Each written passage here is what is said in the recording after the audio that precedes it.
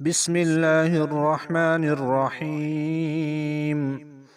وإذ قال موسى لقومه يا قوم اذكروا نعمة الله عليكم إذ جعل فيكم أنبياء وجعلكم ملوكا وآتاكم ما لم يؤت أحدا من العالمين.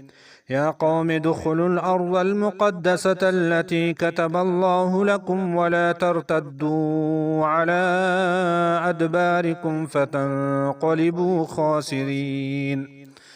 قالوا يا موسى إن فيها قوما جبارين وإنا لن ندخلها حتى يخرجوا منها فإن يخرجوا منها فإنا داخلون.